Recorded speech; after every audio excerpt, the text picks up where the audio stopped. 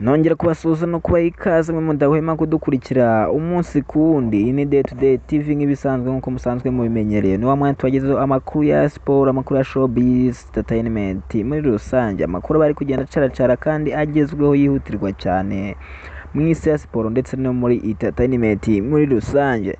Bibutse ko amakuru yo aba ari menshi cyane, weekend iba irangiye amakuru ari menshi cyane. Ku wa mbere rero amakuru aba ari menshi cyane, yumva tuba tuzindutse kugira ngo tubagezeho breaking news, amakuru agishyushye tukiyakura ku ziko.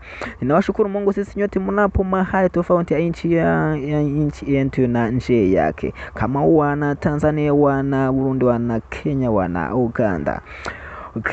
Twihuse cyane, reka mbanze mbaha ikaze mwese mugiye muri mu bice bigiye bitandukanye mu mpande enye zigize igihugu cy'u Rwanda ndetse no mu mujyi wa Kigali. Abantu bari mu burasirazuba, mu burengero bwaryo mu mujyi wa Kigali, abantu bari mu majyepfo ndetse no mu majyaruguru, mwese mbahaye ikaze.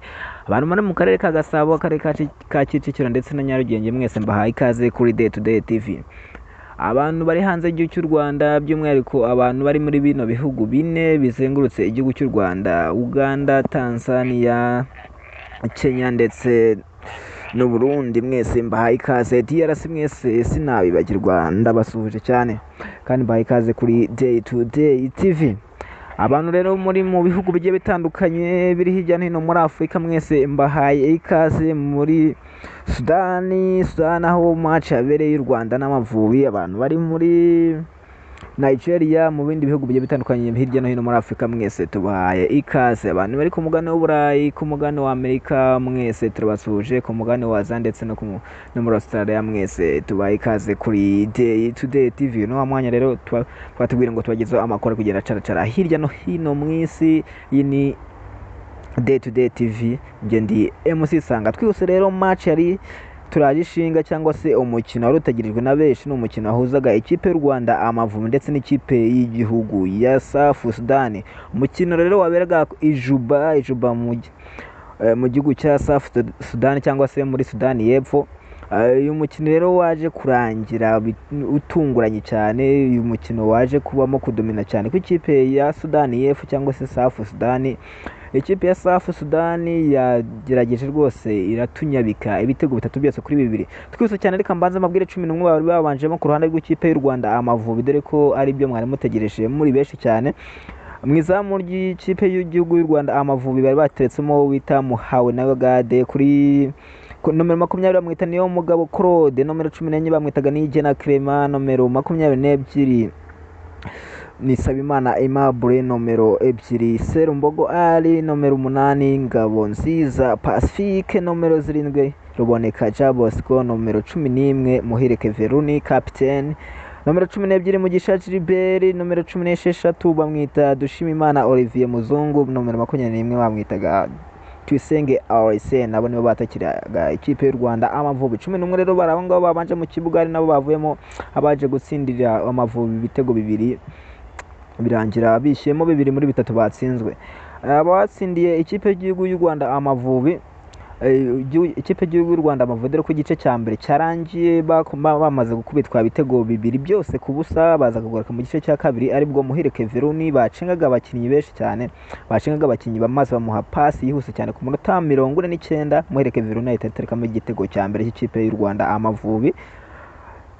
Amavubi rero babonye kimwe cyihuse cyane bidatinze, bita Mugisha Didier Junior. Mugisha Didier Junior ukina mu ikipe ya Professor waje no kujyamo asimbuye ku munota 36 aza guterekamo igitego cya kabiri. Amavubi ababonye 2 byose kuri 3, ari nako South Sudan nayo cyangwa se Sudan y'Epfo ko yabonye ibitego ku munota wa 13 witwa Aimable Sayimana w'ikipe y'u Rwanda Amavubi yaje kwitsinda igitego kibaye kimwe cya South Sudan. Wita Marishi ku munota 21 ahita atereka mu igitego cya kabiri ku munota 21 byihuse cyane rwose, yahise agiterekamo 2 byabo. Ku munota wa 53 u Rwanda rwamaze guterekamo igitego cyabo cya mbere, nibwo Esbon yaje guterekamo igitego cyabo cya gatatu, maze babaturushije umukino gutyo. Ariko uko byagaragaraga rwose uko Amavubi yitwaye nuko bagaragaje imbaraga zabo muri uyu mukino, bigaragara ko u Rwanda i Kigali bashobora kuzagaragaza ibyishimo, bashobora kuzatanga ibyishimo, maze tugasezera South Sudan, maze tugahita twerekera mu gikombe cya CHAN twihuse cyane. Tushobora kongera kwerekera muri CHAN bwa gatatu. Tumaze kujyamo inshuro ebyiri zonyine. Inshuro ya mbere twagiyemo cyabereye igikombe cya CHAN cyabereye hano mu Rwanda muri 2016 murabyibuka neza cyane. 2022 munyibutse neza cyabereye muri Cameroon, nabwo tugongera dusubirayo, hose twagiye tugarukira kimwe cya kane. Turi kwibaza rero twasubirayo bimeze bite? Iki gikombe kizabera muri Maroc kabisa, niho kizabera igikombe cya CHAN. Twifuriza u Rwanda amahirwe masa, bashyiremo akabaraga nyamuneka tuzajye turebe ko twagiye. Mbibutsa ko uyu mukino wo kwishyura tuzawubagezaho kuri Day to Day TV live. Uyu mukino tuzaba duhari kuri Stade Amahoro, aho umukino uzabera. Abanyarwanda muzaza muri benshi mushyigikire ikipe y'u Rwanda Amavubi. Abakinnyi ni morale ni yose, gusa icyo nabwira abantu, Amavubi yagerageje, Amavubi ntako hatagize, Amavubi bagerageje rwose bishyiramo ibitego bibiri. Abantu benshi amakosa bashinjije umuzamu watsinzwe ibitego bitatu byose, abenshi bagiye bavuga ko uyu muzamu ntabwo bari bamwizeye, umuzamu wa AS Kigali muhawe na Gade gutsindwa ibitego bitatu byose, ngo yaza ko ari undi muzamu wenda ngo babikuyemo. Ariko nyine mu kibuga niko bigenda, habaho gutsinda no gutsindwa, kandi umugora buriya ntako aba ataragize, nawe baba bamuhisemo bamwizeye cyane bitewe na save aba amaze iminsi akora cyane. Amavubi rero wenda byiburi yaza gutsindwa 3-0 byari bugorane ko n'abanyarwanda bagahita batakaza icyizere no kuzajya ku kibuga, byari kuzagorana cyane. Bari amakosa bari kuyashinja abantu benshi cyane, bari kuyashinja Jimmy Mulisa nk'umutoza, bashoboraga kuvuga ko wenda bigoranye kuba yaje gutoza ikipe y'u Rwanda Amavubi atari ibintu yaherukaga cyane, kuko yakundaga kuba ari umwungiriza. Rero Jimmy Mulisa na Sostene ukaba bagerageje kwitwara neza, urebye resista ntabwo ari mbi cyane, 3-2 yo kuba bari hanze y'igihugu. Kandi mbibutsa ko ikipe ya South Sudan cyangwa se Sudan y'Epfo ariyo yasezereye ikipe ya Kenya. Ahangaha Ijuba muri South Sudan bahatsindiye ikipe ya Kenya ibitego 2 byose ku busa. Sudani rero y'Epfo kuyisanga iwabo ntabwo ikorohera, kufa kuyihatsindira si ibintu byoroshye cyese, ukwishakamo imbaraga ukayitsindira mu rugo nawe ukayirusha, hasigaye ugakomeza ukayitaho. Jimmy Mulisa rero nyuma yo gutsindwa uyu mukino 3-2 yavuze ko imbaraga nyinshi cyane bazishyize ku mukino w'i Kigali bazaza kwishyuramo.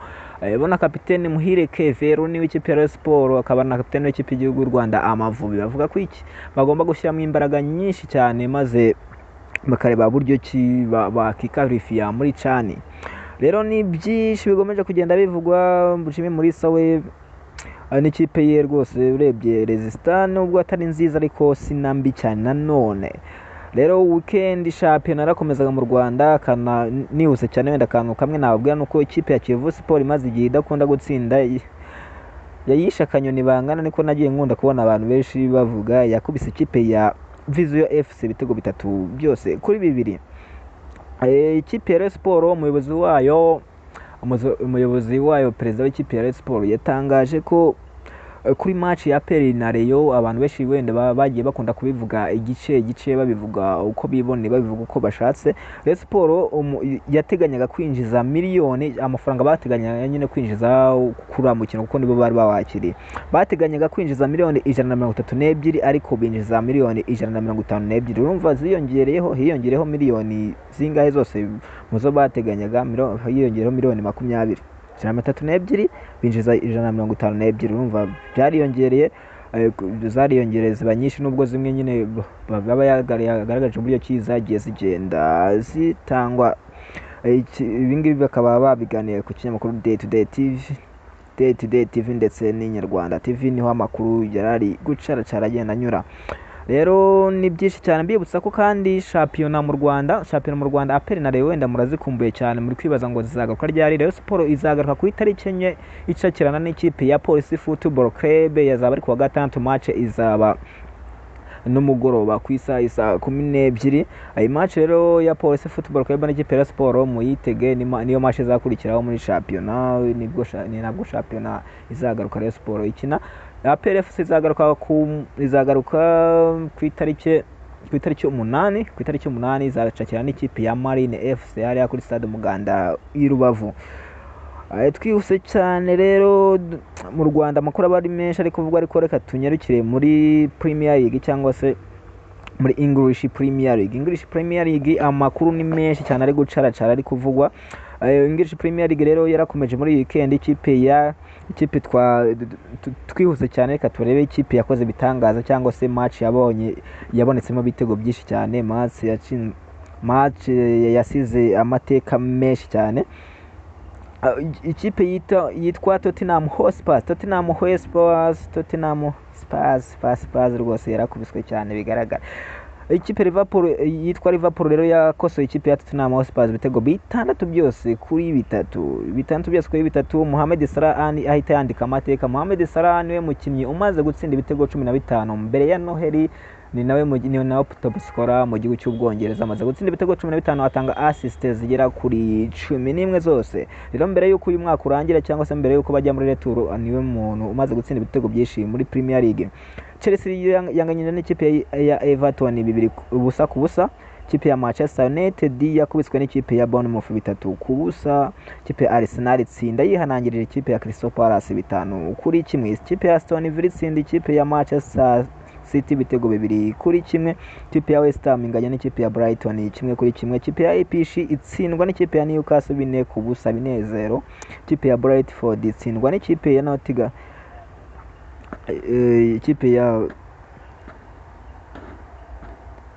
Nottingham Forest ibitego 2 byose kubusa. Ikipe ya Leicester City yakubiswe n'ikipe ya Wolves ibitego 3 byose kubusa.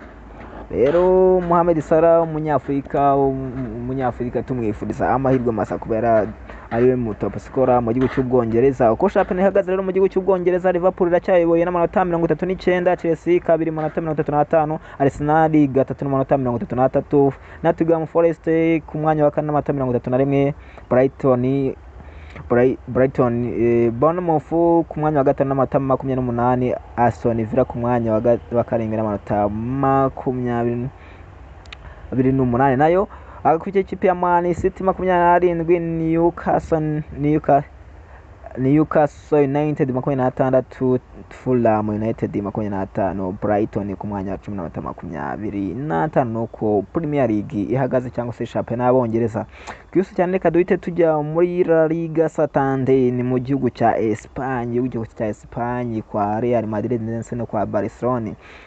Match rero zarakomeje muri weekend match zari nyinshi cyane, match zari umuriro. Ikipe ya Real Madrid match yategerejwe n'abatari bake cyane. Real Madrid yihanangirije ikipe ya Sevilla itsinda ibitego byose 4-2 yihanangirije.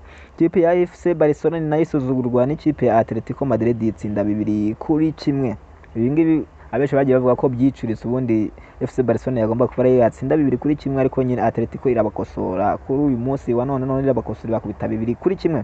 Ikipe ya Girona itsinda ikipe ya Valladolid ibitego 3-0. Ikipe ya Getafe itsindwa na Mallorca igitego 1-0. Ikipe ya Celta Vigo itsinda ikipe ya Real Sociedad 2-0. Ikipe ya Osasuna itsindwa na Atletico Club 2-1.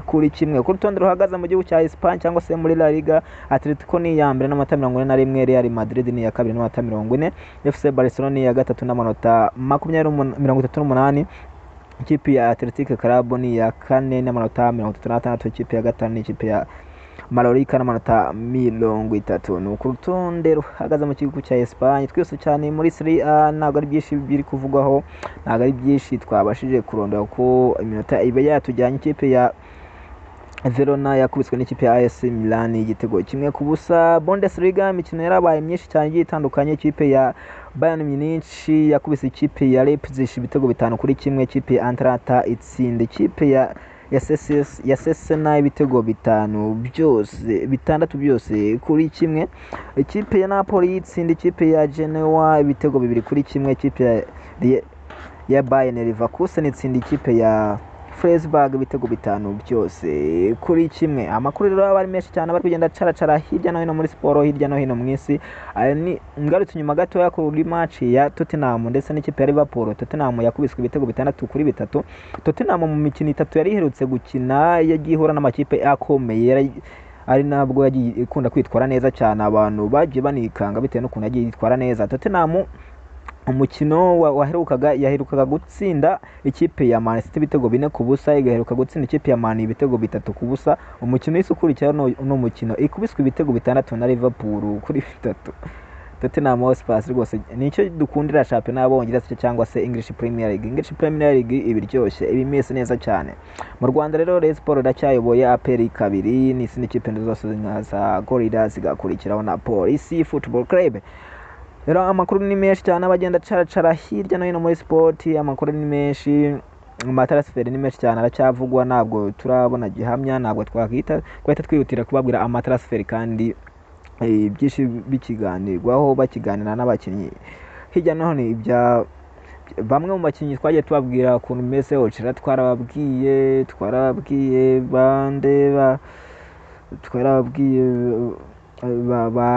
Inosa Shuti Inosa ukuntu bimeze, twarababwiye bose, twarababwiye kabisa. Ibintu ni byinshi cyane, amakuru ni menshi, tuyagarukaho umunsi ku wundi. Iyi ni Day to Day TV, nge ndi MC Sanga, wisanzwe kumwe n'abasare kumwe bimwe n'abasaza. Nta kindi wadufasha sibye gukanda subscribe, share ndetse na comment maze tukatwika tukimanukira amakuru ya siporo nagora kagaruka, ndetse na showbiz entertainment muri rusange tujya tubagezaho 5 kuri 5. Duhurire kuri Stade Amahoro kuri match y'Amavubi baje kwishyura, duhurire kuri match ya Rayon Sport ndetse n'ikipe ya Police ku itariki 4 z'ukwezi kwa mbere. Izo match zose zibagezaho 5 kuri 5. Match zose zizaya zibera i Kigali, yaba APR FC, Rayon Sport zibagezaho, Amavubi zose zibagezaho live kuri Day to Day TV. Ciao ciao.